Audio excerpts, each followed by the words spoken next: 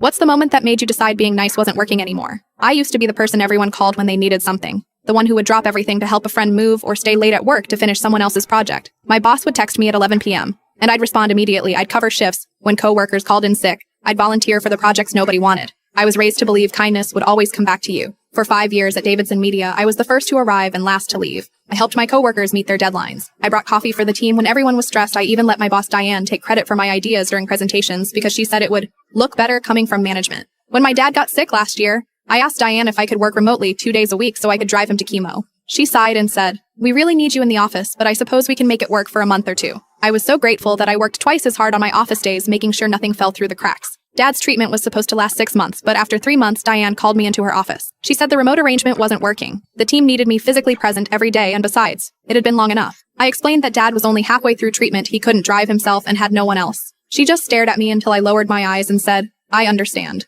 I spent the next week burning through my savings to hire drivers for Dad. I was exhausted, constantly worried about him, but still the first one in the office every morning. Then came the Maxwell project, a huge account that could make or break our quarter. I spent weeks researching, building the pitch, creating mock-ups, everything. I even missed one of Dad's appointments to finish it. The day before the presentation, Diane asked to see my materials. I handed over everything, including my presentation notes. The next morning, I arrived early, excited to present my work, only to find the conference room already full. Diane was at the head of the table showing my slides to the clients. I stood in the doorway, frozen, as she used my exact words, my research, my ideas. When she saw me, she smiled and said, "Oh, good. Jennifer, can you grab coffee for everyone? We're just getting started." The client turned, saw me, and said, "Aren't you presenting this?" Before I could answer, Diane jumped in and said, "Oh no, this is my project. Jennifer just helped with some research." I got the coffee. I stood in the back of the room and watched as she was praised for my work. The client loved it. They signed a 3-year contract, the biggest in company history. When the executives came down to congratulate the team, Diane accepted all the praise. She got a bonus. She got a promotion. I got a $50 gift card to Starbucks. That night, Dad called. He'd fallen trying to get from the taxi to his front door. He had been lying on the ground for 20 minutes before a neighbor found him.